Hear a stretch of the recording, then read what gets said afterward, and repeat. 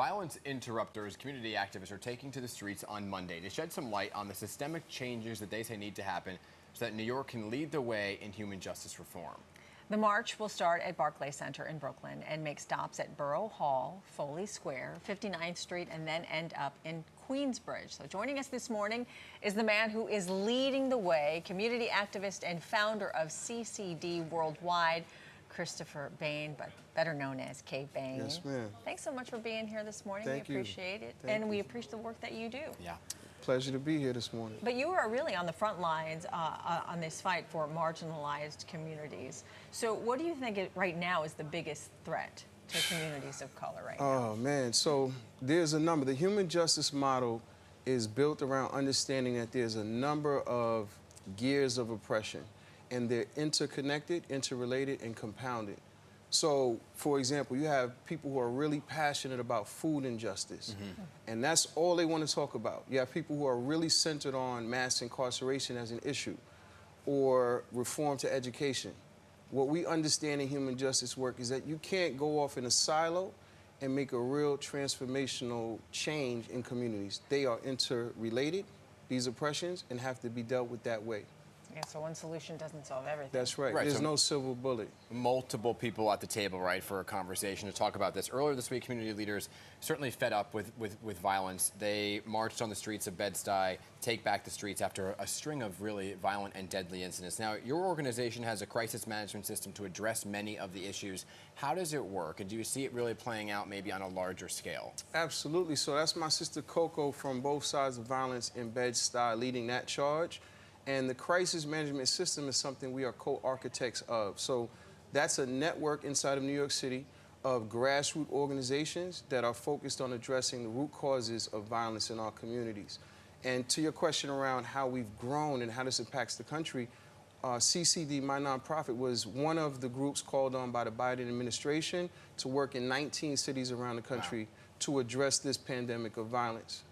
What are you actually seeing there out on the streets? Because the NYPD is saying one thing, saying that crime is down across the city by 34%. But what are you actually seeing? Do you believe, is there truth to that? Or do you think there's another story that isn't being told? Yeah, we use ComStat numbers. We look at the data from, the catchment areas that we work in and from what NYPD and other sources give us.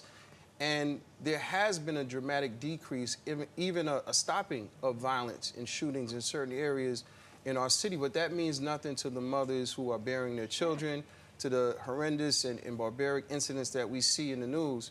So it's kind of a two-edged sword, right? You know that things are moving in the direction of people-powered public safety, and at the same time, these incidents, none of them are acceptable. Yeah, we're looking at this video right here of this social activist who was stabbed in Brooklyn and lost his life, 32 years old, right? And I was listening to you very carefully talk about the crisis management system, right? What is something tangible to understand what is happening on the streets? Like, what is a tactic that you're doing to try to reduce some of the violence? Oh, we're experts in community engagement, but mobilization, mediation.